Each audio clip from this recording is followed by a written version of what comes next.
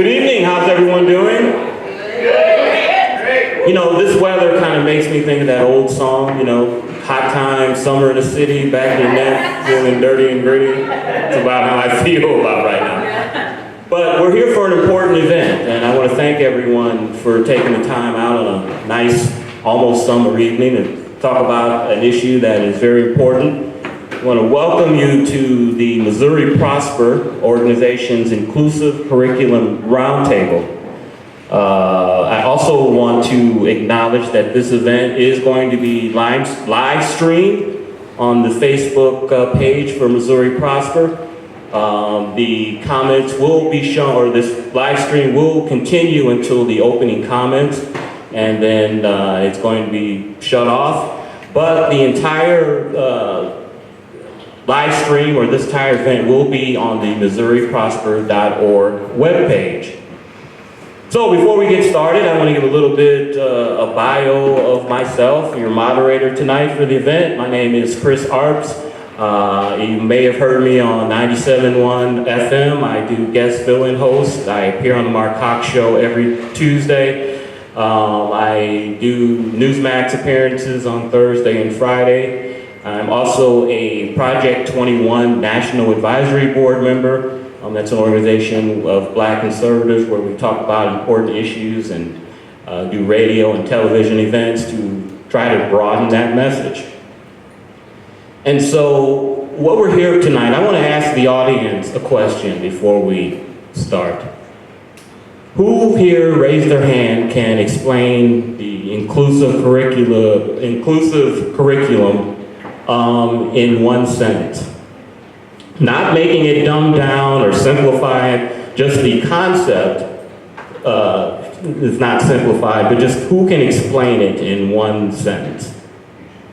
Okay, one hand goes up.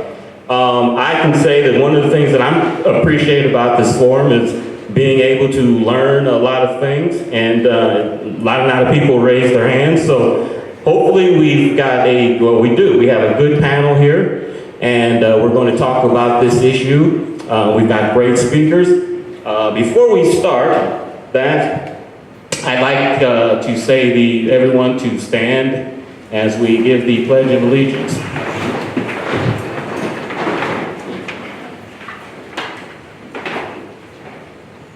I pledge allegiance to the flag of the United States of America and to the republic for which it stands, one nation, under God, indivisible, with liberty and justice for all. Thank you.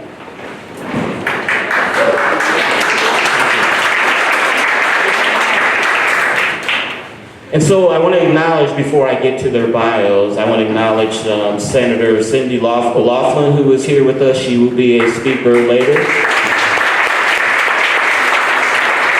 And then I want to also introduce Senator Andrew Koenig. He's here with us. And then, as I said earlier, we have a very distinguished panel that we're going to hear from, and I'm going to moderate a forum. We'll go over the bios when I read them here in a few minutes. And we'll start with Senator O'Laughlin. Senator Cindy Laughlin was sworn into office on January 9th, 2019 to serve the residents of Northeast Missouri 18th Senatorial District. In addition to her public service, Senator O'Laughlin has served as Vice President of Leo O'Laughlin, Inc. for the past 26 years. The Senator and her husband own and operate a trucking company and ready-mix concrete business with locations in Shelbina, Macon, Marceline, and LaBelle. Prior to being elected to the Missouri Senate, Senator O'Laughlin served as a school bus driver, an administrator at a local Christian school, and as a member of her local school board.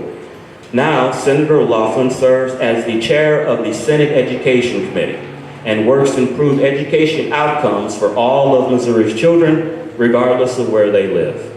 Senator O'Laughlin has been a member of various civic organizations such as the Shelby County Chamber of Commerce and Industry and the Shelby County Economic Development Board. She has also served on numerous statewide boards, such as the Associated Builders, Contractors, and the Missouri Club for Growth. Senator, how do you keep all this stuff going? You're so busy.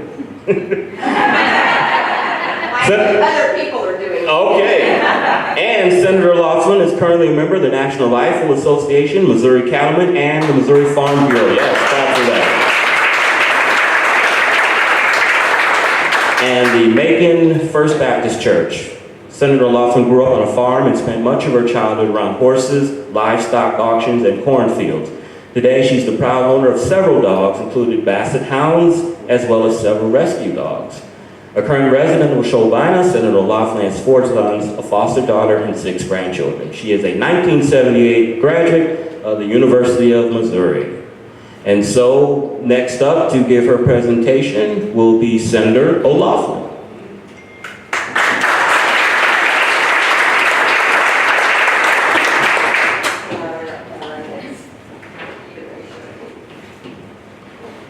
Okay, so how many of you that are here this evening were here the last time I was here?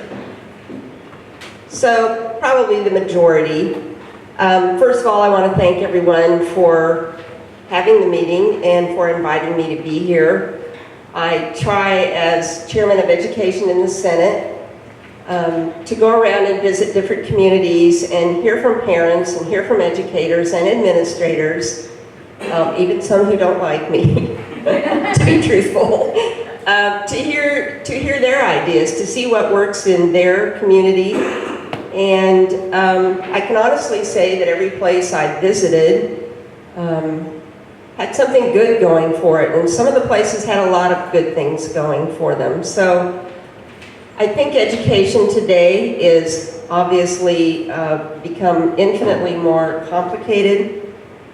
And there were a couple of things I wanted to be sure I mentioned here. First of all, thank you to the host for having me here. Secondly, I want to tell you as parents and people who maybe have children in the school districts surrounding here or in Missouri, that you do have a lot of support from the General Assembly. I think both on the House side and the Senate side, people are understandably maybe upset, maybe confused, maybe wanting to get this topic looked at a little more closely. We want to empower you as parents with more options for your children's education. And I think that this current, some would call it a conflict in what's being taught in some of our schools is one of the reasons that we want you to have more options. We believe, Senator Koenig is also on the Education Committee, we believe that parents are the best source of decision-making for the children. And we have kind of come to a place in society in some areas where it's almost like, well, no, the school is going to sort of take control of your children, and we're going to teach them values and those kinds of things, which we feel are meant for the family to teach. We feel education should be correct history, math, English, giving our students the ability to think critically, make decisions, and function independently, successfully in society. The values type judgments and those type things, those are for families to decide, not your school. So we did pass this year, empowerment scholarships, and those would apply in this area. You have to have a population of 30,000 or more, so obviously you qualify. And while we do have a series of checkoffs trying to get to disadvantaged students first, it would also ultimately come down to how much money they have to do the scholarships, because it's privately contributed. It'll be at least a year before that starts. But it gives you an option to go into a district other than your own if you feel that they are providing an education that is better for your child. So we're proud that we got that done. Charter school expansion is something that we talk about every year. Some of the charter schools are good, some are not so good, but then so are public schools. Some of them are good and some are not so good. So we still believe that it's up to the parent to decide. The General Assembly, I believe, will likely ban critical race theory in 2022.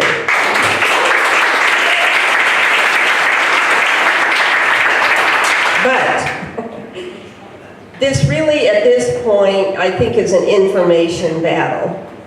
So it's kind of like a public relations battle, because you have the side that wants to push that theory, talking about, we need equity and we need justice. And you do realize that equity is not equality. Equity is everybody gets the same outcome. There's only one type of place where that happens, and that's in a socialism. So that really is not something that we aspire to, but we do aspire to equality. We want all people to have the same opportunity to learn. So they're not the same thing. So when people go out and start using these different buzzwords, and now that they're, so to speak, buzzing around in the communities, and parents and people are kind of catching on to what's happening, now the words are slowly evolving and changing into something else. And where I have a whole book here, which, before I leave here, if you would like a copy of this, this is about 55 pages long, and it has different examples of what has happened in different school districts. The actual proof of it, the ties to Marxism, all of that is in here. So if you would like a copy and you leave your name and how I can get that to you, I will get that to you. So we need to get together, and that's the purpose of this meeting. Communities all around the state of Missouri are disturbed and wanting to know more, and I think once they do know more, are going to be in favor of this not happening. But I have to tell you that it's very much already into the colleges, which is where your teachers, go to school. And it's very much in the federal government, and I believe that I know that the Federal Department of Education will be offering financial incentives to schools to get grants to teach this. So this really is a battle. I don't think that, it's something that we want to be abrasive about, but I think that we have to be committed to it and understand that this might take some time. But we all need to be informing people, and we need to be giving them facts, not just, our opinions. People can form their own opinions. There's a huge difference in what is being taught in the urban areas versus the rural areas. I'm from a rural area, and I talk to my superintendents quite a bit, and their stance is, we don't have that here, so we don't need to worry about that at the state level because we don't have that here. And I'm like, no, I beg to differ. We do have it here because I've had people notify me of it. But we do also have sort of a culture where people are kind of afraid to speak up. They don't want to be vilified in social media or, called a racist, which, my goodness, that word is everywhere. They don't want that. So we have to make sure that it's not in the schools. We know that it is very much in most every school in this area. And I have examples of it right here. In most of the big schools. I also want to mention that some of the things that happen with the critical race theory involve teachers asking your students, I don't care how young they are, doing surveys of your students to try to find out, what gender do they think they are. In fact, one of them in here, I don't remember which school it was, wanted to know what the dentist was, what their dentist was, what their banker was. I mean, they're asking things about your religion, they're asking things about private life, they're asking things about your political leanings. And all of those things are not to be asked of students. And if you're going to ask them, you're supposed to inform the parents, and the parents can opt out of the student having that survey. But one of the battles that we have, I think, is the lack of information for parents. Transparency in some schools is great. In some schools, it's terrible. So you have to be the judge yourself for whichever school district you're in. but I'll just read something. This is from Lee Summit, so I'm sure there's probably no one here from Lee Summit, but I have met with those parents several times. One of the things that they talked about, this is in their education of their teachers, and they're requiring teachers to go to multiple weeks of education, talking to them about how to be an anti-racist and all kinds of things. So this is how to be an anti-racist. I identify racism and capitalism as the co-joined twins. They essentially have the same body with different faces and different personalities. Because when you really look at the history of racism, it cannot be properly understood without grappling with the history of capitalism. So here's where the Marxism starts creeping in. They're very anti-capitalist. So you have to ask yourself, how are our students going through school and learning how to succeed in the world today when they're being taught this kind of thing? The history of capitalism cannot be properly understood without understanding the history of racism. Racism and capitalism emerged simultaneously. They have grown together, they have ravaged together, and one day they'll ultimately die together. Now that's from a big school near Kansas City. And the other real quick example I'll give you, they had given a survey to, I think this is a second grader, and they have him mark on the list here, you know, what race he is. And then they said, when is the first time you noticed that people can be different races from you? What did you notice? When they said, when is the first time you noticed that? He writes on here, or she, now. So to me, that's a perfect example of, you know, kids aren't going around and identifying people due to their, you know, they're kids. And in my opinion, the vast majority of adults are the same way. They're not identifying you as a different race or different nationality or something. They're looking for people who are good citizens, and that's about it. But this poor child never noticed that until now. And I did get an email from someone, and I don't remember where they were from, saying, you know, our elementary student came home and started crying because they didn't realize that they're a horrible person because they're white. Now, this is just not good. We cannot have this. So that's the reason for the meeting, and I thank you for inviting me, and I'll pass this on.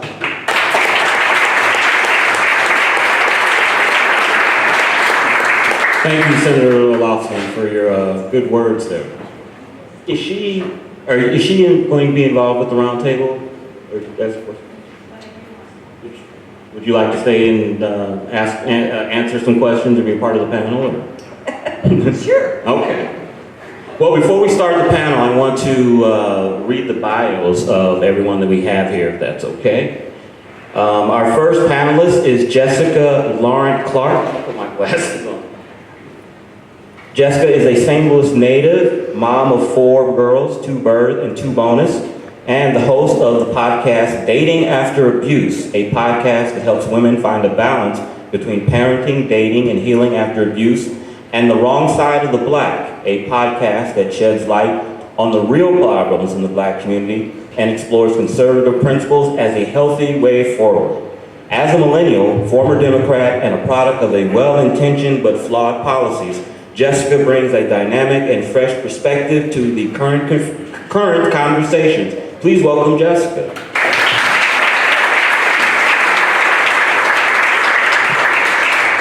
Our next panelist is Sahir Rathod.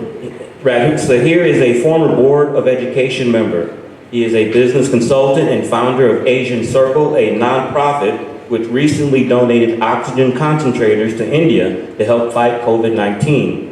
He is also president of the Maryland Heights Township Republican and vice president of Global Authorities for Mixed Martial Arts Federation. He is also helping several other nonprofit organizations in the greater St. Louis area. Welcome. Thanks. And last but not least, Martin Bennett is the St. Louis chapter leader of the Foundation Against Intolerance and Racism, FAIR, www.fairforall.org. He is a longtime Kirkwood and DePere resident who attended Kirkwood schools before attaining his undergraduate degree from the University of Missouri. He is the regional director for a K-12 software company that provides student management and financial management software as a service, SaaS solutions. He holds an education degree, I don't know what the from the education specialist, from the University of Missouri College of Education. I can't see the rest of my, there it is, education, and he holds a professional educator license with the Chief School Business Official, CSBO endorsement from the state of Illinois. Please welcome Martin Bennett. And I apologize for butchering your bio there. Since Senator Laughlin is here, I've got a first question I'd like to direct to you, and I hope it kind of doesn't put you on the spot, but is there a state law that makes public schools give the curriculum to parents when parents ask? And if so, how do we do this, and what is the process? And before you answer that question, I want to say that the Rockwood School District Board of Education members and the administration were invited to come to the panel, and there's their table. So we'll leave it at that. The question, thank you. Well, my answer is I don't know if there's any statute that requires them to do that. I do know Matt Fredrickson, and he was the director of curriculum for Rockwood some years back. I don't think several years back, not really that long ago. And he is now in Bowling Green as a superintendent. So I met with him the other day, and we started talking about this meeting happening. And he said, you know, when I was the director of curriculum, we made sure that we had all these layers of input. So we had people from every corner of the district, we had educators, I mean, everyone kind of was involved. And so people were allowed to come in and give their input. When they came up with the curriculum, then they would come back with a rough draft. Everyone, again, was given another opportunity. Then they would do the final draft. And then one more time, they would come back and let people look it over and understand what was happening and ask any questions they had. And I have with me a member of the Fort Zumwalt School, Mr. Emmons, who raised his hand. Very big guy right there. And we were talking about that on the way over here today. He came along with me as a guest, and we talked about the fact that transparency really is the biggest issue that we have. And I know that in Rockwood, back when Matt was the curriculum director, everything was also online. So I think where we kind of went off the rails just in that specific district was, well, probably prior to COVID, but that was when it was noticed. And also the note about don't let the parents know what we're teaching. I mean, that kind of thing, you can't have that kind of thing. So I'm not aware of any statute, and I think that in the education establishment, this is probably one of the biggest complaints of parents, taking out CRT for the moment, the fact that they don't feel that they're heard. And they need to be. These are their children. You hear from the schools sometimes, well, the reason people don't succeed is because the parents don't care and they don't work with them and they don't do this and they don't do that. Well, that's probably true of some parents, but there's also parents who do want to be involved, and routinely, in some places, they're just cut out of the process. I think Michael wants to follow up on that. Oh, you need the mic. Thank you. I guess, first of all, I want to thank the organizers of this event, Lindsay and everybody else. Could you guys stand up so everybody knows who you are? Come on. You guys did a great job. I mean, all of those that are part of this. Talk about people on the front line of, doing battle. I mean, we should use that kind of nomenclature, I guess, but they've done an incredible job, and I want to thank them for holding this. One thing, I asked Chris if I could answer this question because they were good enough to give you a heads up what the questions were going to be before I got here, so I kind of know someone took the time to find the answers. And The answer to the question is yes, and according to the revised state statutes of Missouri, according to Angie Bernardi, who's a school board member back in Kirkwood, where I'm from, and also the legal counsel at DESE, which is the Department of Elementary and Secondary Education, they pointed me to a statute, which is 170.231 of the revised statutes of Missouri, and it reads, inspection by the public of instructional material, research and experimentation, programs and projects.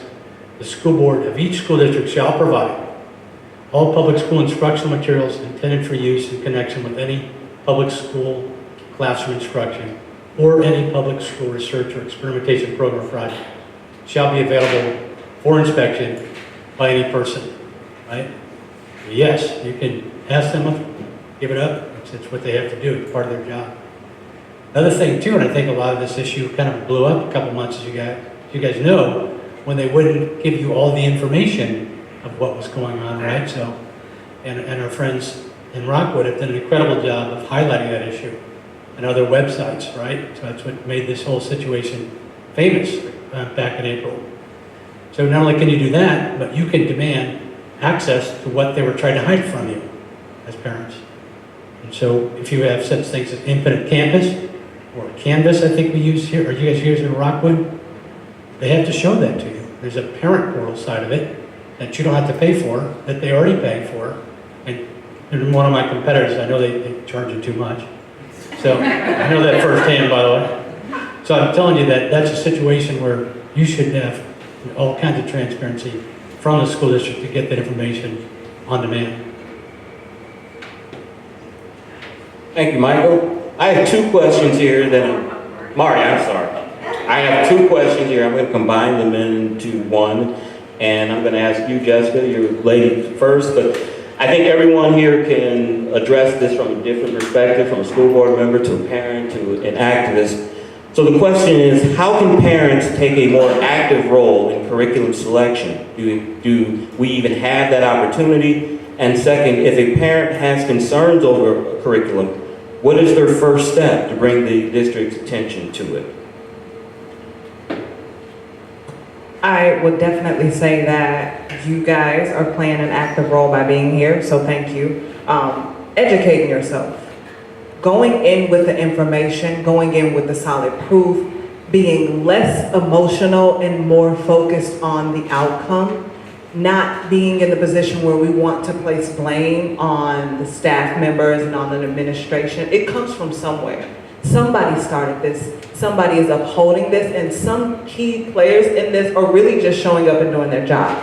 So I think sometimes as parents, we get passionate, these are our babies, we want to make sure that they're protected and nobody's harming them, even when it comes to their mental health, but we have to make sure that we're organized, which is why we're here. We have to make sure that we are patient. We have to make sure that we are persistent and consistent in what we're doing. We're all on the same page, and that we get together in these spaces and we have these conversations in a way that is conducive to growth and not just making a lot of noise. I think sometimes we get written off. Nobody wants to deal with a bunch of people who are screaming at us. The teachers don't want to have open conversation with you if they think that we're going to come in, guns blazing. So I think having the ability to step aside and put those emotions aside and understanding that we all have a job to do for our children would be one of the biggest things.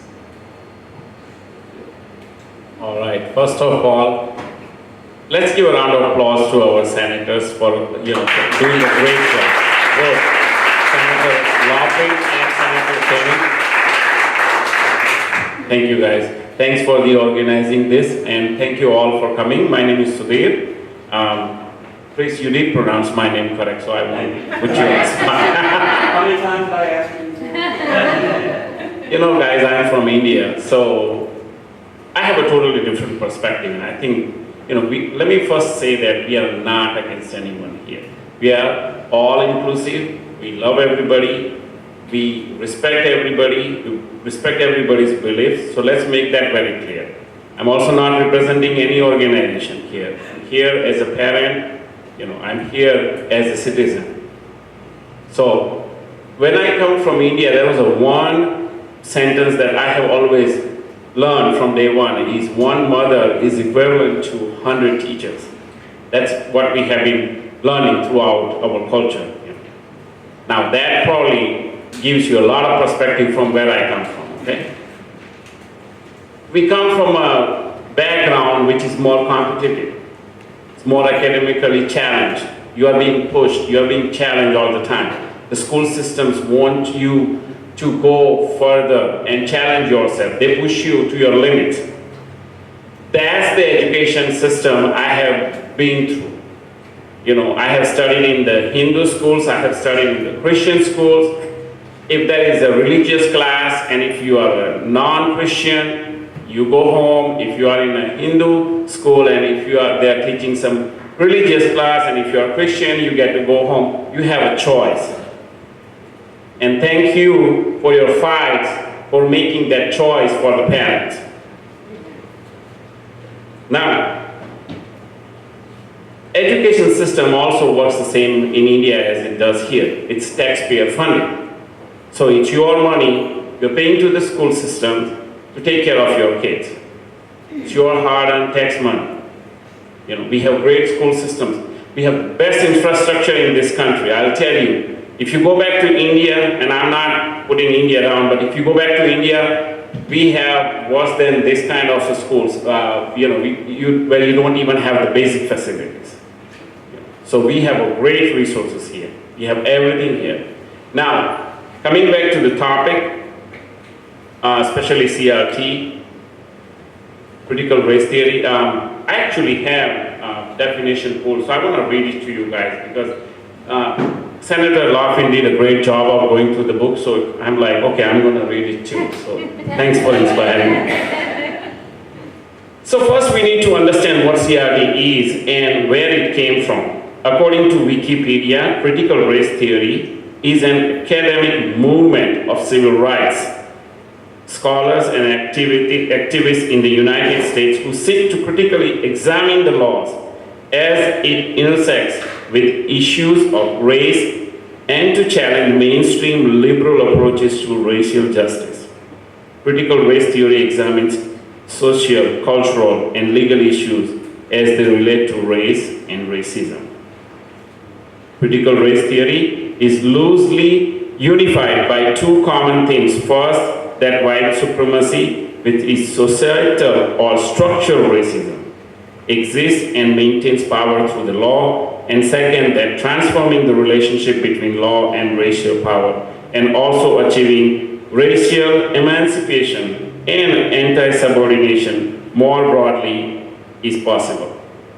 I didn't get the heck out of it, to be very honest. I had no idea after reading this 3 times. I'm like, whatever. That's my fact. So the question is, if I am at this age, I can get this correct, why is it so important to this particular subject to be taught in the schools? Why can't we focus on technical, academic? Let them go and challenge. You know, there are great sports. Provide all these resources in all these great areas. What is so important? Why? And I was shocked when I read the word white supremacy. I'm like, I'm a president of the Maryland Heights Township Republic. There are a lot of folks out there. So I wanted to make sure that there are a lot of organizations involved. The schools needs to stay away from politics. That's the one. Thank you, sir. Forget the question. So what is the question? How can we take a more active role in curriculum selection? Do we even have that opportunity? And if parents have concerns over curriculum, what is their first step to bring the district's attention to it? Okay. So Missouri has what are called learning targets or standards, right? The Missouri State Standards, you guys heard of those, right? And those are what drive the school district to come up with the curriculum. And the curriculum is basically a way to address those standards. And the way that they assess whether or not the school district is getting those standards is by the MAP tests, right? You're doing the MAP tests, right?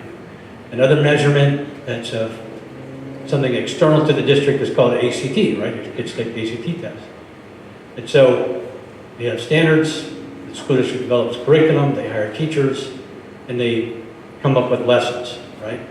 So what's really bothering you, and it would have bothered me if my 32-year-old was in school in Rockwood or Kirkwood, they're teaching CRT and using the curriculum, but weaving in social justice messages into the lessons, right?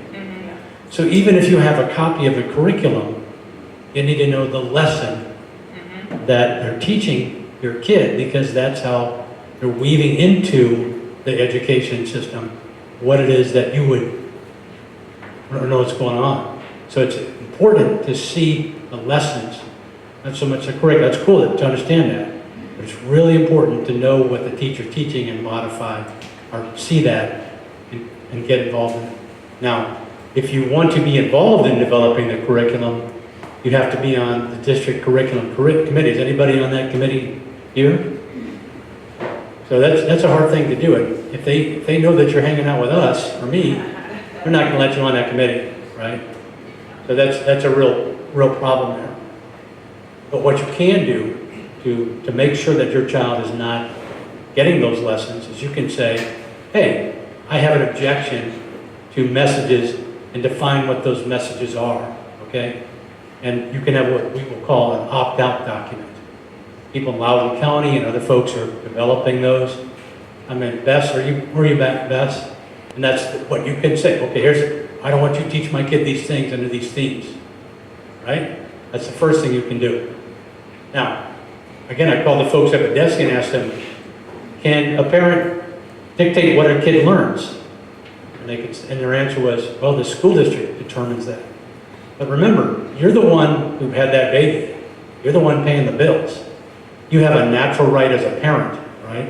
And I'm sorry, what was your name again, sir? Tom. Tom. I had a chance to meet with Tom just briefly, and of course my memory's not as good as Chris's. So he told me the story why he's involved. And he were teaching his kids something or giving them a message he didn't like. Guess what? He's on the school board now. So it's the same kind of thing. He's a dad. They're messing with his kid. They're not going to do that to his kid. So he's going to project his natural rights as a dad, right? But at the end of the day, the school district, unfortunately, determines the curriculum. You can opt out of lessons, but they still have the power to do that. Unless it's two things. Number one is it's about sexuality. If they're teaching about transgenderism or some terrible stories about what they've taught kindergartners and first graders, I don't even mention the word. Tell them, I don't want my kid doing that. I don't want my kid part of that lesson. You have a legal obligation to do that. And the statute is 170.015, and they know that. Okay? Another thing, too, is that you can do is you can use your objection on religious grounds, right? So many of you go to church like me, right? And if one thing we know about CRT is that if you're a white person, or if you're born white, or if you're a male, are you ever absolved of your whiteness? No. So that's a real problem for Christians, isn't it? Because Jesus Christ, in my case, saved me from my sins. So I've been forgiven. But the whole system is built on this concept that you're never going to be forgiven because of your immutable characteristics. So, from my perspective, that's what I would walk up and tell them. It's my kid, it's my baby. I'm feeding them. I'm birthing them. You can't teach my kid these things. You're teaching them something that's wrong. And due to the Establishment Clause, they're establishing their own religion, right? So as a parent, you can talk about the curriculum, but you want out of lessons that you find objectionable. You got to modify, know what's going on, and you have to monitor what they're doing and tell them ahead of time, don't teach my kid this stuff. And you know what? I think they're going to honor that, right? And the more of you that do that, the less chance they are to undo what you're trying to do, and more people stand up to them, the fewer that or amount of time they're going to be doing those things. Because any teachers in the room? So what do teachers hate, right? They hate individualized lessons because it means more work, right? So if you're going to teach the Bennett kid one thing and the Koenig King another, that's hard, right? So you don't be doing that. So if you get everybody saying, we don't want people teaching our kids this, so everybody's saying the same thing, that's going to change their behavior. Because they don't have to give the lesson right? Lessons different from curriculum, which is different from standards, that, that they're teaching our kid. Does that make sense? Is that helpful? Thank you, Marty. I had a question. I want to direct it to you, Jessica. What do you say to African American parents that will say, hey, Black history is only taught in February, 1 month, that the history really hasn't been taught, and then what critical race theory does is it gives the whole picture of racism or America, and that's why critical theory should be taught, because the whole story hasn't been told. What do you say to someone that says something like that? I would let them know that I do think that all history is important. I think that Black history is American history, and to even have a separate month to be Black history is to separate yourself. If we want to, if the shoe was on the other foot and we said, oh, this is white history month, like we'd be having a fit. So I think that, yes, let's talk about it. Let's, if we want to add more of the slavery talk into the mix, that's great. It's information. History is information. We don't want to repeat history, but it's just that. It's information. We don't want to turn it into this religion where we have to keep, like we go to church every Sunday and we keep talking about it and we keep talking about it and keep talking about it and we have to remind. That's what this is turning into. We got to keep talking about slavery. I got to remind you about slavery. Don't forget about slavery. You can't talk to me like that. Slavery. So I would say that, we have to look at it in the way of how our African American children are going to be affected by this.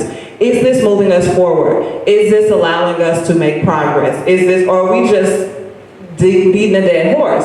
So trying to get through to a Black parent of their goal. What is your intention? What do you want from this? And that's where we can navigate the conversation. If you really just want to scream about racism and be a victim, we can stop the conversation right here. But if you can identify the benefits of continually talk about slavery, or if we put this into the curriculum, this is how it's going to benefit everybody in a positive way, then we can move forward. But from the conversations that I've heard, we just want to play the blame game. We just want to say, you guys owe us something. And it's never, when you get into the you owe me something, it's going to vary from parent to parent. It's never going to be enough. Oh yeah, you did this, and the civil rights movement. Oh, that was great. Oh, we can go anywhere. We can go to college. We got plenty of opportunity. There is equality. That's not enough. It's never going to be enough. So I don't like to get into that spectrum of somebody owes us something and this is why, that's isolating. We are parents, we are Americans, we live in this amazing country, and even with that, it's divisive in a way that you're teaching something, you're teaching people to hate themselves, you're teaching people to hate their country, and we no longer have the unity that the civil rights movement worked so hard for. So, as a Black parent, I had to get real with myself on what do I want my kids to have? What kind of life do I want? And that's when I get into the values at home. I get to decide that if they never learn Black history, they're still Black.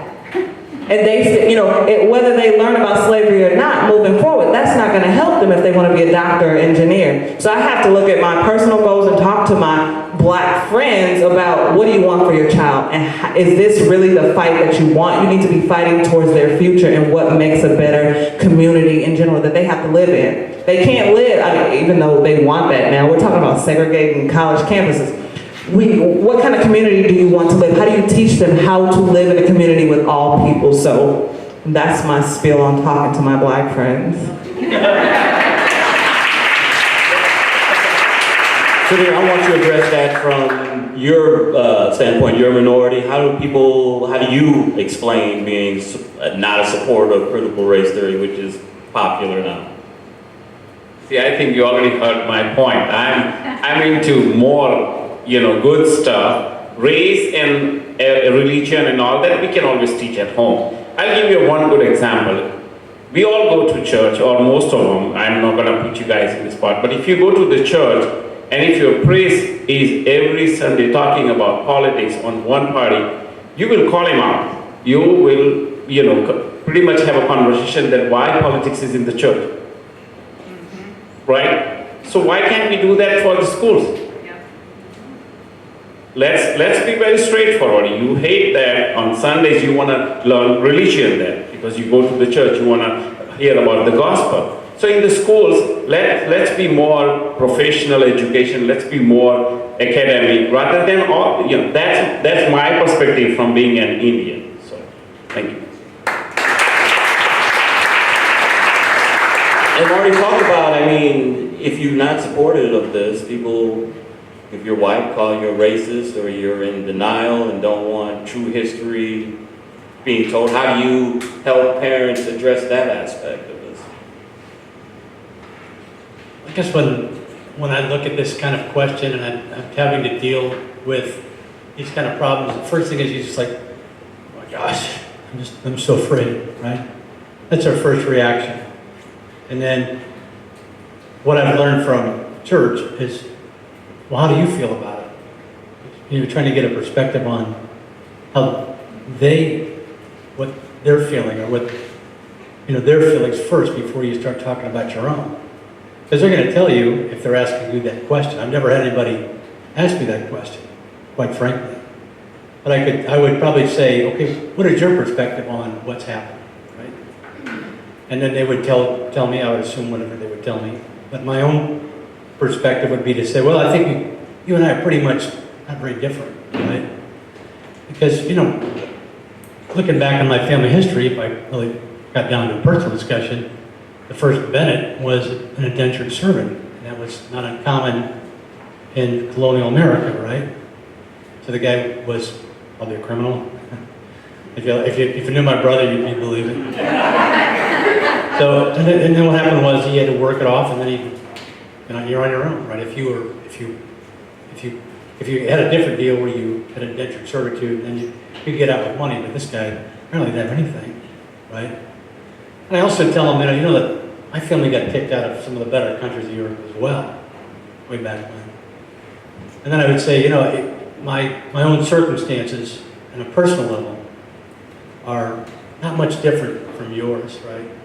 I tell people when I talk about my degrees and credentialism, but when people ask me what I did, in college, where you went, I said, well, I went to the University of Missouri where I majored in fraternity and minored in rugby. So it was a situation where I got out, like everybody else, had some struggles. That's a difficult time. But I had to learn what's important about life, to take care of my family, had to do had to go out and get a job like everybody else. So I guess thinking through those things, I wouldn't say, oh, I volunteer, I donate. I wouldn't do that. Would be defensive. I just ask them why they're asking that question. And then I would say, here's my experience. Now, I know some purulence people, I got a buddy of mine, got more money than it's incredible, right? He was asking me about he was telling me about, he had some mutual fund that his dad had. He had to pay taxes of $500,000 on it. You paying the taxes on that? So my buddy Harry's a little different from everybody else, right? I'm not like that. I didn't grow up like that. And I'm thinking a lot of you folks in this room didn't either. Everybody's had to earn their own way. So I guess instead of being defensive or trying to say that you're something that you're not, or trying to set yourself up as some really virtuous person, here's my story. Is it really any different from yours? And the humanity of it is, is what most people would probably accept and understand, right? Anybody here that grew up in a lot of money, right? Honey, don't raise your hand. But there's like, I think there's somebody who's have that kind of background, which is great. But you know what? Their parents had to work too. Everybody's had to prove themselves at one point, right? So that's how I'd answer it. Yeah, okay, go. So when I look at CRT, I think it's racist in both directions, because it's really telling minorities that they can't make it. I have 2 black kids. They're living in the best country in the world to succeed, and I'm happy that they're there. It doesn't matter if they're black, because we live in a capitalist society, and people honestly just want to make money. It doesn't matter what your race is. And so they have so much opportunity in America, more than any other country, and and telling them that they can't be something in America because they're black is you're racist towards black people. Thank you, Senator. My next question is for the two senators, and the question is, what legal statutes, regulations, Missouri state laws, school mandates are there do parents need to be directed to or notified regarding filing reports, charges with the Board of Education and Civil Rights Departments, or procedures for the rightful change of board members and teaching staff who knowingly or repeatedly violate our children's constitutional rights with inappropriate suggestion, bullying, or other founded discrimination against students or a particular group of people? That was so long. Well, I'm usually a little bit more forward-looking and like what in the law needs to be changed. I would say, one problem with a lot of our laws is there's no penalty clauses. There's no enforcement mechanism. So it says the law says you shall do this. Or what? Nothing happens, right? So, a lot of times when we're writing laws, there's sometimes there'll be a shall or a may in there. So if it's a may, then it's you don't really have to do it. But if it's a shall, it's also the same thing. You really don't have to do it unless there's some kind of penalty clause. So we do really need to thoroughly go through our statutes to see, all right, is there an enforcement mechanism that we're needed? One bill I worked on this year was Senate Bill 352, which I was actually looking for a vehicle to attach it to, which I never got that opportunity. But what it does is it creates an enforcement mechanism. So if you want to opt out of something and the school continues to do it, all right, there's going to be a penalty. You get to keep your real estate taxes, or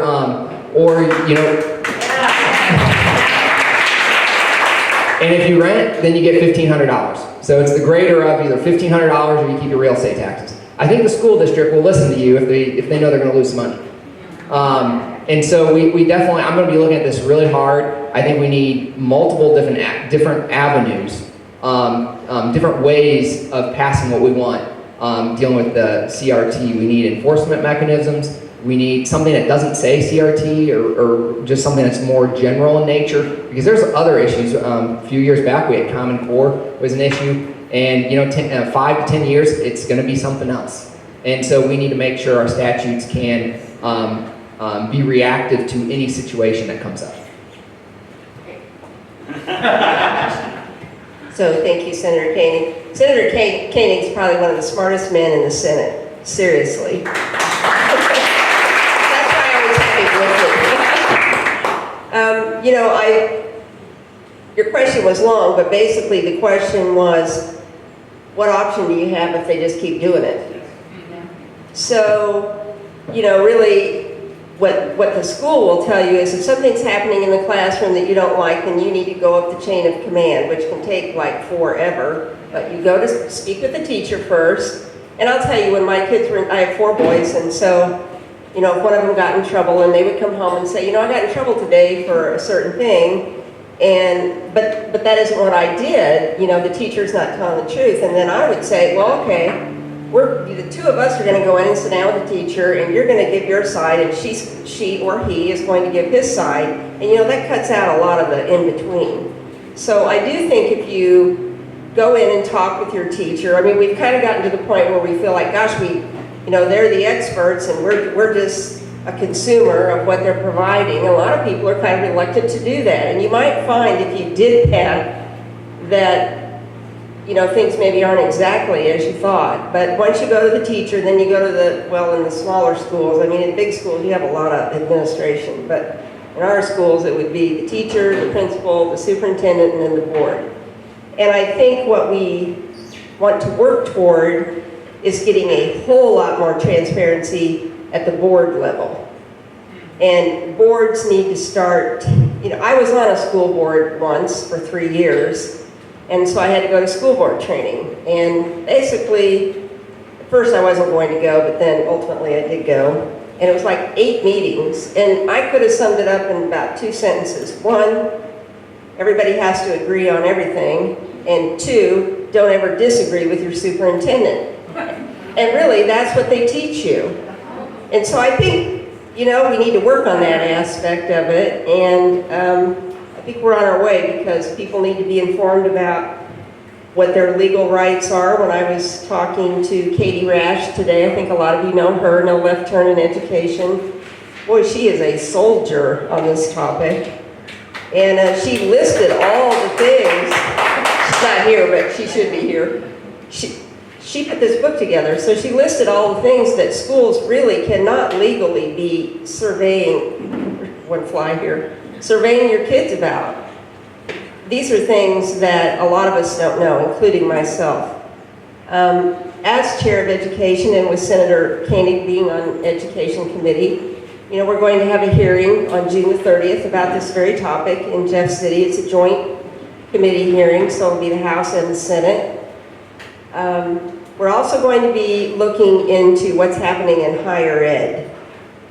I kind of have my sights set on a couple of teachers who are teaching teachers and what they're teaching them. Those kinds of things. So we can start asking questions. You as parents, now you know us. If you feel like you're asking your school for something and you're not getting it, contact us. I'm not above calling your superintendent up, or anyone at school really for that matter. And I'm not saying that would, put them in a panic, but they don't like it. And so they're more likely to kind of get you what you need, I think. Oh, I have my own. Sorry. So if it was, would anyone like to ask a question? I think I've asked a lot of questions and we'd like to kind of open it up to the floor. I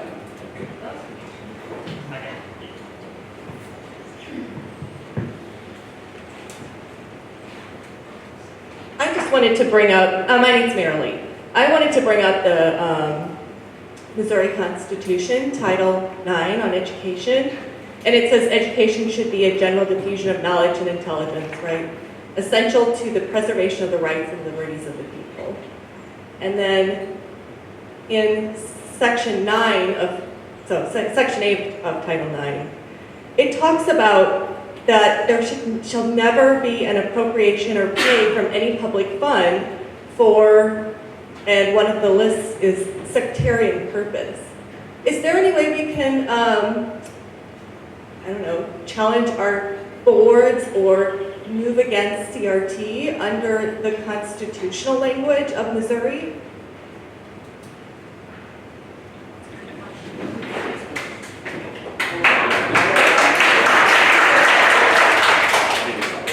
Yeah, I believe you're talking.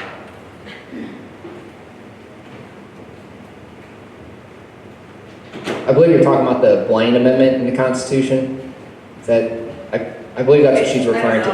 I mean, it's, personally, I do believe it's a religion. But I don't know if other people would believe it's a religion. I mean, the reality is materialism is a religious viewpoint.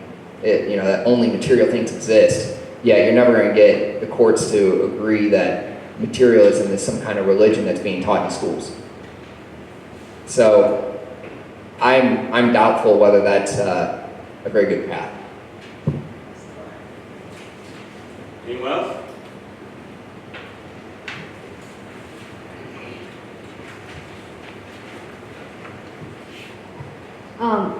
Mine's more of a comment, but it seems to me that the teachers and the administration, they've all graduated from these programs in the universities, and they've been indoctrinated. I'm not saying everybody, and I think for many of them, it's well-intentioned. I mean, they believe this with all their heart, and they believe they know better what's good for our children than we do as parents. And what Marty was saying earlier about, the curriculum and the administration and everything, you've got teachers going rogue. They're going to teach what they want because there's a lot of room, wiggle room for teachers to teach what they want after they've met their DESE or whatever their curriculum standards. So, for example, at our school, I get a call, I get an email from a gym teacher that they're going to teach Learning for Justice, which comes from the Southern Poverty Law Center.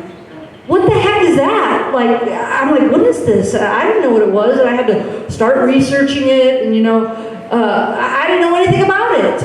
And then I call, actually, we independently, we became friends because we independently were trying to figure out what the heck is going on at our school, and calling the director of education, and they're like, oh, we didn't know about this, it's not our program, the teacher is doing this.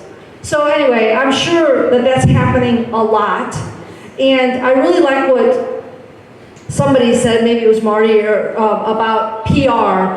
It's a public relations thing, and we really need, I was wondering if we could hire a public relations team, to just, well, Christopher Ruffro's doing that, but anyway, but that's my comment. I don't know if I have so much of a question, but Thank you. anyway.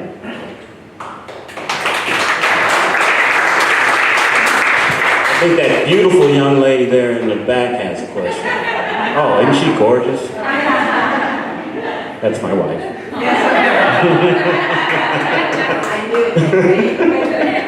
So my question is, we've talked a lot about bottom up and going and talking to the teachers, talking to the principals, talking to the school administrators, talking to the school boards. Is there also a top-down approach that can also be attempted and we can meet in the middle? Is there something that can be done top-down from, I don't know if it's necessarily the governor or legislatively or in that direction? I guess the one thing that you guys tried really hard to do in Rockwood is elect someone that would be sympathetic to you, or have wonderful people like Tom that are on your board, right? But the top down is have people that are elected to your school board. So at the end of the day, that's really the thing that you can do to bring about change. Because once the board's in place, you get 4 out of 7. There's an election every year, as you guys probably already know. You get a school board, and then the school board has a 4-person majority of people that are agreeing with you, then they can put pressure on the superintendent, and that person can make those changes. And the superintendent is hired by the board, right? And once he's hired, he can do pretty much anything he wants. However, he is an at-will employee, in which he can be fired at any point in time by the board. So that top-down approach really begins with controlling your school board. So, anybody here want to run for school board? Anybody? So that's kind of what we have to kind of do. So you do need better people on your school boards, and that does cost money, and it does need to be organized and run, just like when we run for office. Shouldn't cost as much as when we run for office, but it will involve money, and it will involve professional help in getting it done. Because as we said, it's a public relations thing, and you have a lot of people you're going to have to try to get the message to. And when I talked to Tom on the way down here, he participated in helping get a couple of conservatives elected, and the total cost was probably $25,000 for the two. So, I mean, when you think about it, you've got 20,000 students in the Rockwood district. Think of the population that you have here. It does take money, because you have to be able to get your message out, and it has to be a professional message. So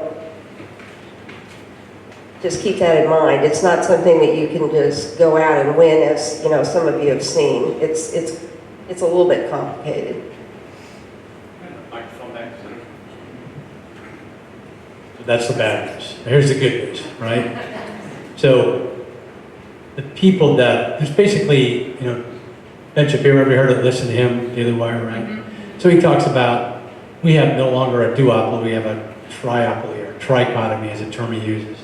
We've got conservatives, we got liberals, and we got progressives, right? And the progressives are the people that really believe this. They're the ones who buy into this stuff. Now, if we split up the electorate, it would probably be, in your area, 55% conservative, 20% liberal, and the rest are progressives, right? The reason I know that is because from the last election, in 2020, I grabbed all the precincts and did an analysis of how many people, or what percentage of voters that are in your precincts voted for President Trump, and it was 55%, right? Now here's the problem. By a factor of 3 to 1, Trump had more voters than the actual people that showed up in the Rockford School District to even vote. So the good news is, there's a lot of voters out there. You just got to find them and motivate them to get them to the polls, right? So that's really good news. Now, if you like me in Kirkwood, it's not the reverse. Well, actually, it is the reverse.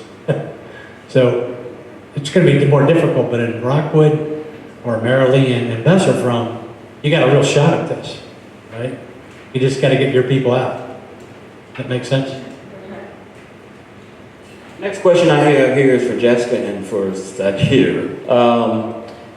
Do parents have a right to have their child excused from a curriculum if they feel it is objectionable? And do you have a personal story to share of you doing that? Ladies first. Of course we have a right. I mean, I get to choose what you tell my child. I get to choose because, as we were saying, we have teachers that are coming from these college campuses that already have their own idea, and to them, this is everything. This is the truth. So yes, if I get into the position to where somebody is promoting something overly sexual that's not based on science, my kid's not going to listen to that because, in my opinion, to be a small child and to be a child that's going through puberty, you are already having an identity crisis, you got hormones pumping through your body, you want to feel safe in some space, you want to identify with a group. As a species, we are group-minded. We want to be a part of something and identify with something. And if you are having chaos at home or chaos in the world or something, you want to go to some place that makes you feel welcome. And right now it's trendy to be transgender or gay or things like that. So yes, I will pull my child out of class because you're not going to give them something that's not natural. You're not going to promote something that goes against what I believe. So I do think as parents we have that. And the more, if you start pulling your kids out of class, that's going to cause a scene. You're going to have Rebecca going home saying, well, Jessica came and got, came from class. What's up with that? Or why did she do that? You start having parents asking questions, and now all of a sudden, it's not trendy to allow somebody to teach your kids something like that. Parents are going to start feeling insecure about allowing that, feeling powerless. Nobody wants to be that parent. So I do think that it is, a parent's right to decide what you get to teach our children. What was the second half of that? Oh, a story. No, I don't.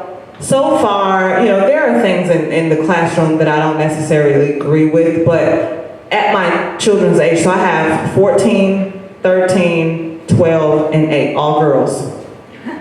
Pray for me, this is a house of hormones.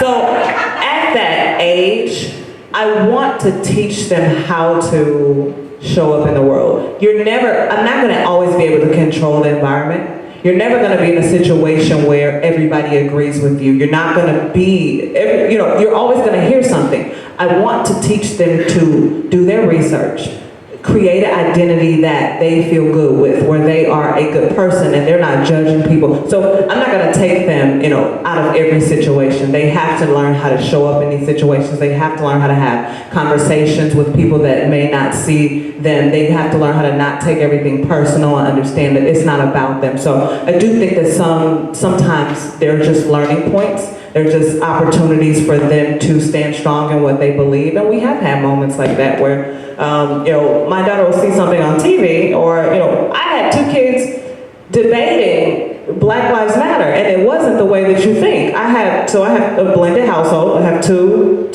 daughters that look Caucasian, are actually Caucasian and Hispanic, and then I have my two black daughters, and my oldest white child was crying about Black Lives Matter, and my daughter is saying, I don't support that. I don't support who they are as a company, as the research that I've done. So it was a crazy scene to watch, to have one child who has been in the Rockwood district for all of her life crying about how insensitive my child coming from a charter school was and how she didn't care about Black lives and she's actually a Black kid. So that's what we're getting. We're getting that in the classroom. We're getting, tiny activists, and we're having to undo that. But it's a good opportunity to allow them to see both sides. I got to speak on, she got to speak on why she didn't agree with the Black Lives Matter movement and how it impacted her as a Black child. So if I always pull her out, she won't have that open perspective to have these conversations. And that's what we're here for, to see every side of the spectrum, not to say I'm right or you're wrong. So,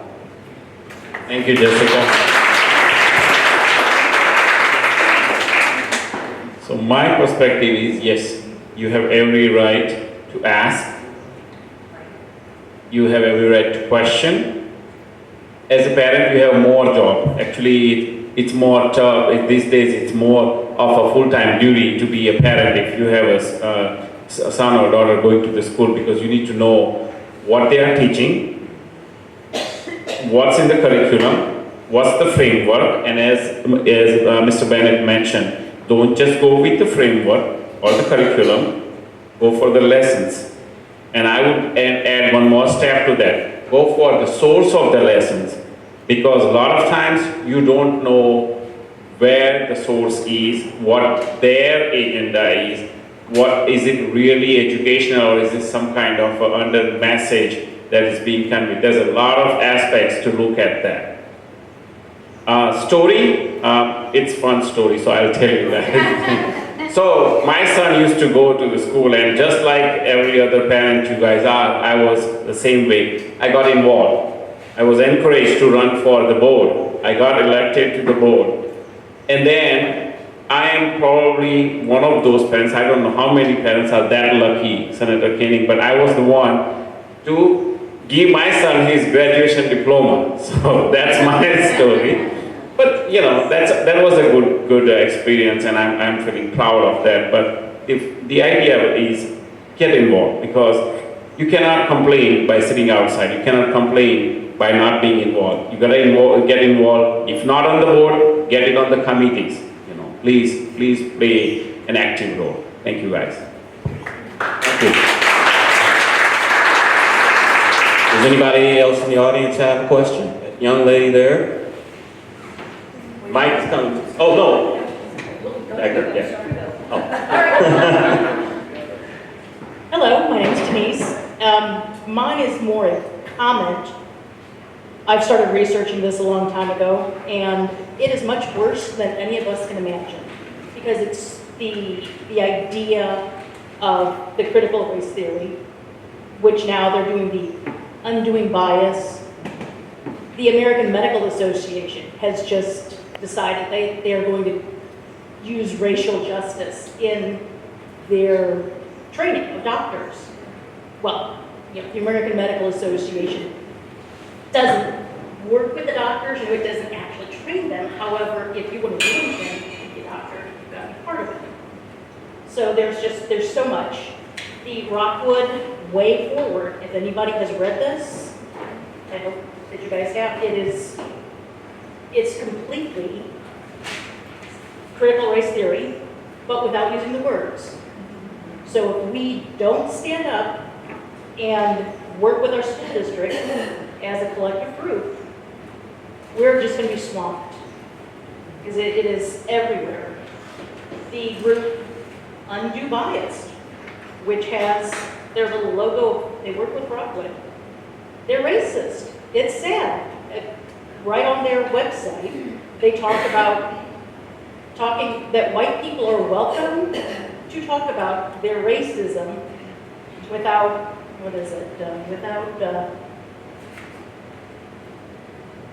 I'm not sure, I wrote it on here somewhere. But yeah, that they can talk about their racism without maybe anger or hurt feelings. But yet, it's a great place for people of color to get together without the gaze of white people. Now, it's just a sad day when we are looking at each other, specifically by color.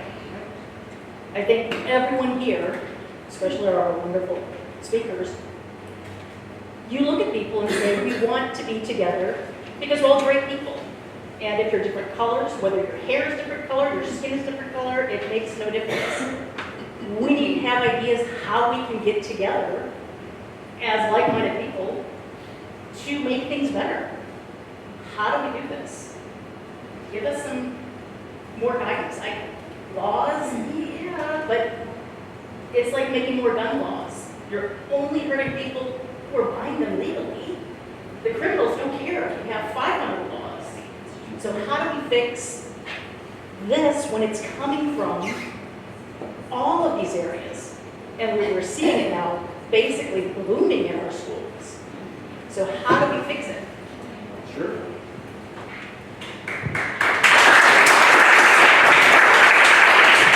I'll do this quick because I know we're kind of winding down, but I think publicizing the thing has made a huge step forward already. I talk about it all the time on social media, or it seems to me like I'm talking about it all the time. And if you talk about it and give actual examples of things that are happening and the kinds of wording that are being put out there, people are going to pick up on that. What defeats you is when they don't really know about it, or if they're only hearing the other side. So it takes everybody getting involved and getting that word out there for people to see. You know, you see them already starting to scrub some of their websites, starting to take stuff down off the internet because they know, you know, we're catching on to it. Now they're naming it different things, but they know that we are not going to stand for this. But they know that only because it's been publicized. So the more public you are, the better.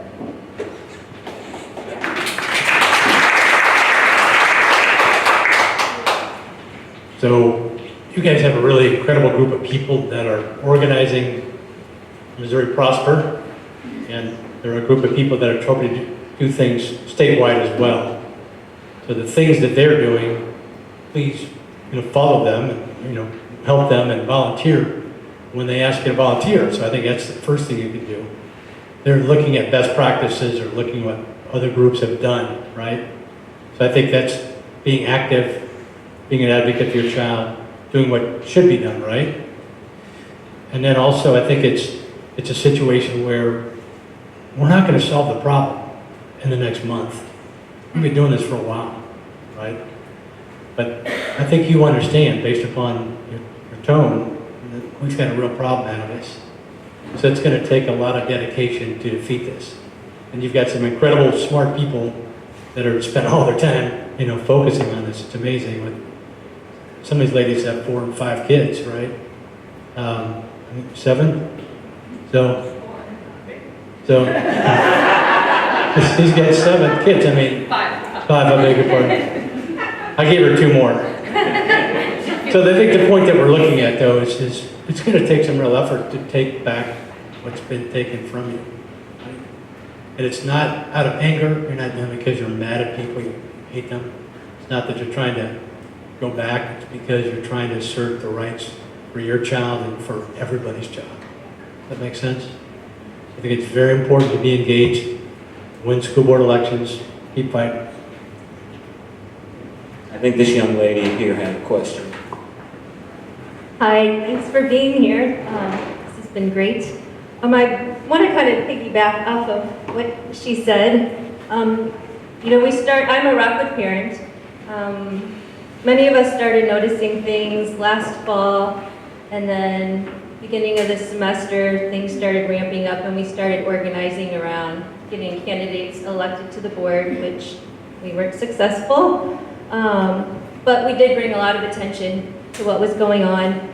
And when someone from our group initially reached out to the director of curriculum, she kind of acted like she didn't know what CRT was. And then a bunch more stuff came out, the Nicole Fowler email came out, and then it was, oh, well, we don't do that here. We don't have CRT. When clearly it's in Rockwood. So they continue to say that. And then this summer, for professional learning classes for the teachers, some of these selections are witnessing whiteness, anti-bias,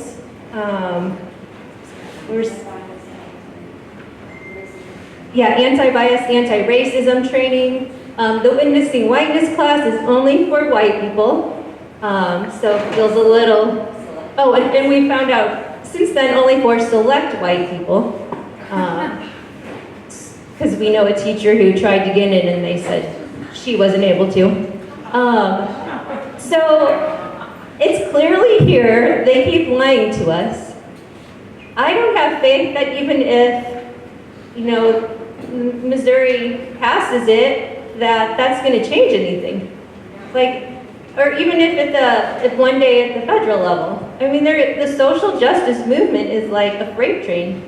And, we're gonna keep doing our thing. We're not stopping, but I just don't see them passing it that's going to be the end all. Well, one of the things you can do is support whenever we have other options for parents to choose from.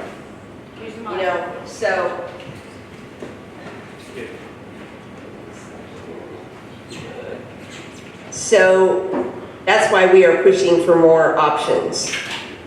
If students start leaving the school districts, they'll start changing their tune, if it comes to that. Because in the end, it's about the money. And when the kids leave, some of the money anyway, leaves. And so when we have something sponsored that we give parents a choice other than their regular school district, and we let people know they're organizing, then they need to let people know, and you need to get on the phone and demand that kind of option be made available to you. Because it truly is terrible if something's being taught that you totally disagree with, and yet you can't get out of it. That's just not acceptable, because you're paying for it. I mean, do you have qualms about if things get passed that's going to be a solution? Yes. We have all kinds of laws that people routinely disagree. And frankly, this problem really originates with the people. It really does. It originates with people. I can remember back when I was on the school board and they started doing this in my little rural school. And I said, we shouldn't be doing this. This is not, no. That's why I was a one-termer. But I wanted to bring reality to the group. Yes. So you have to be very informed, and we're going to look for ways for you to get out of it, because if we pass 10 laws and they want to ignore it, they're going to.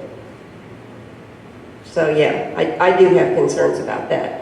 But I also know that with the more pressure that gets applied, pressure from the legislators, pressure from the parents, pressure from people in your communities, they're not immune to that either. That's my hope. We've really brought a lot of things to light which have hit the news this year. So you'd think at some point they'd be like, maybe we should. Well, they think that you'll give up. Yep. I can tell you right now, that's the way they win things. They think that you'll give up. They've already started changing some of the language. Right, they changed the terms, but it's the same thing. Right, exactly. Yeah. But I want to thank Rockwood for bringing, it was like, we just started our thing at Lindbergh and it all exploded in Rockwood. And I was like, thank you so much. And I'm sorry that you had to go through this, but it was like a real eye-opener for a lot of people. Yeah. So thanks. And these boards are denying that CRT. Yeah. They're saying, oh, it's not there. And who's to say that you can't, if we get to be elected, they won't be fooled by some of this stuff?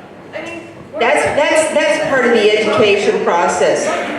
When you start going down through and say, you need to be looking for this, and this, and this, and this. That doesn't say CRT, but it's different principles that they're putting out there that don't have that name attached to it.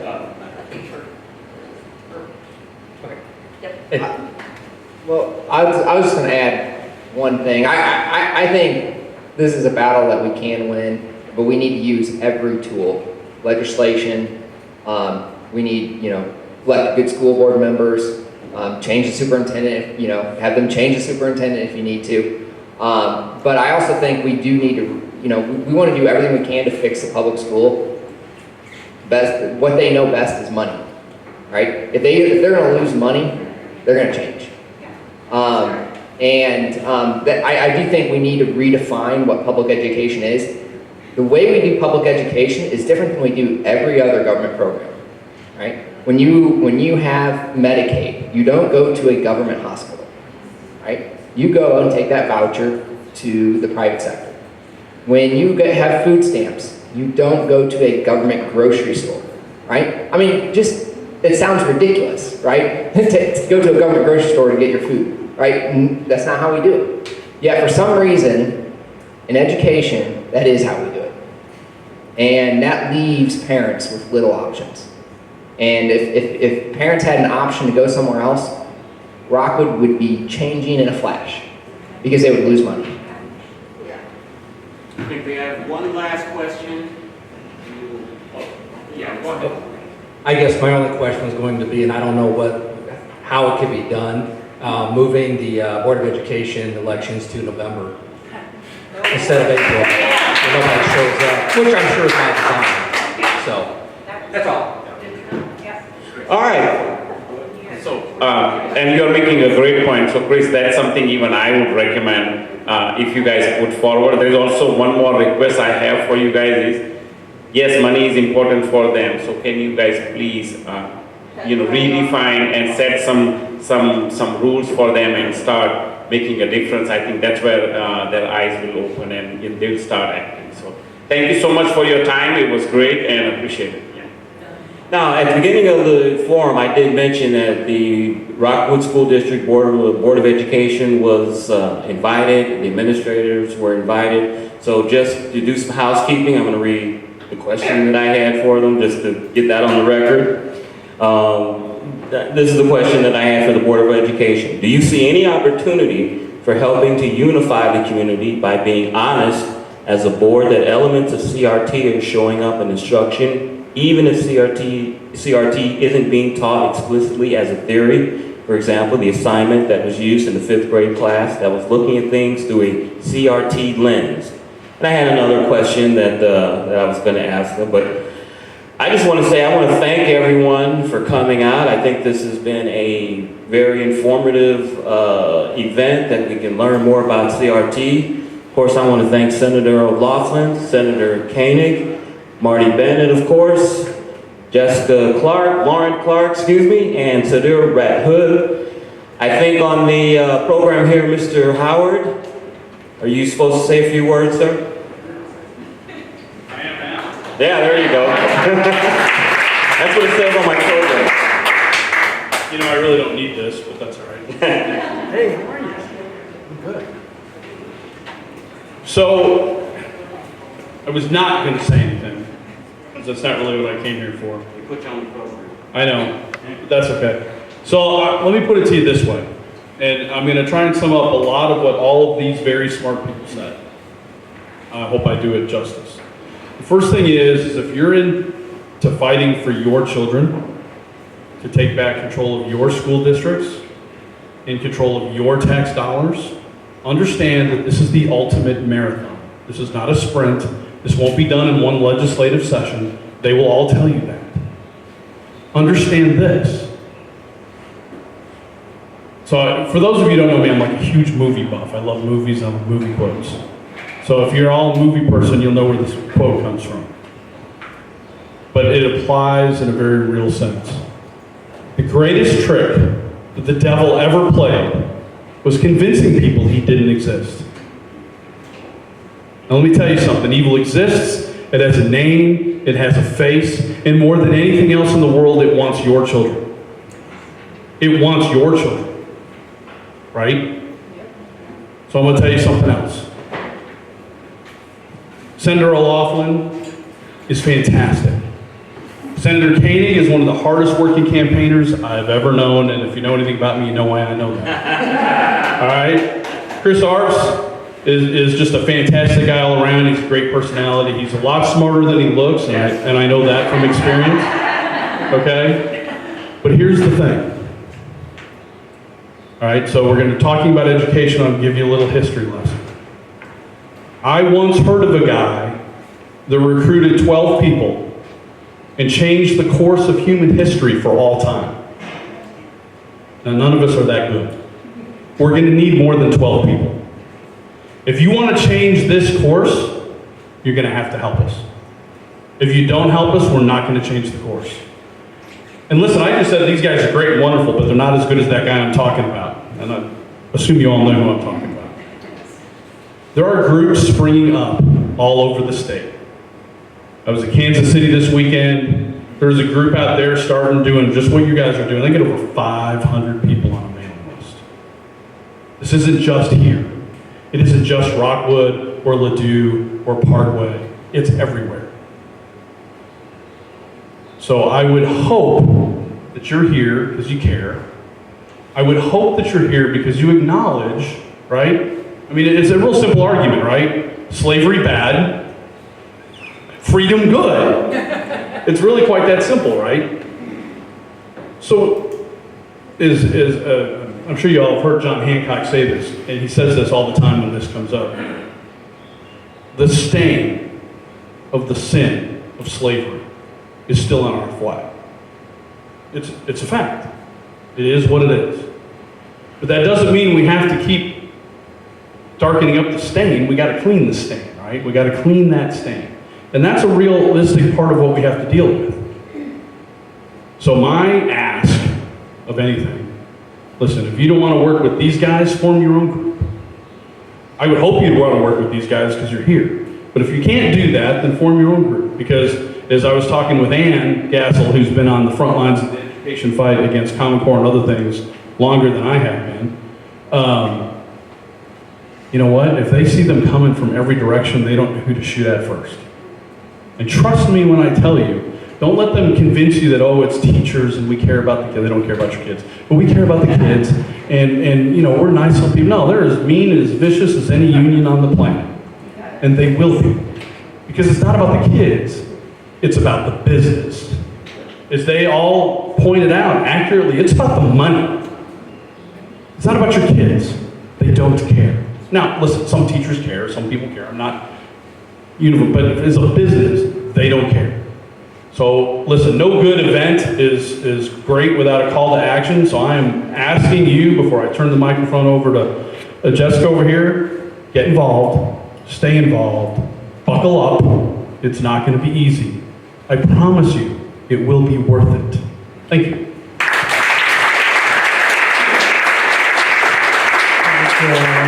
I don't have much to say. I am just very grateful that everybody was able to come tonight. This is such an important conversation that we have to continue to have. We have to make some noise. There's strength in numbers. We are here. We all have a mission, and we have to do it strategically, and we have to be organized. So on behalf of Missouri Prosper, thank you guys for joining us. If you would like more information on Missouri Prosper, or if you want to join us in our mission to help education do more for Missouri families, please visit us at our website, MissouriProsper.org. We have our email address, and we're also on Facebook. So make sure that you're there. Make sure that you follow us for our events. We need to show them that we will not stop until our kids are getting what they need. So again, thank you. You guys have a good night, and we will see you soon.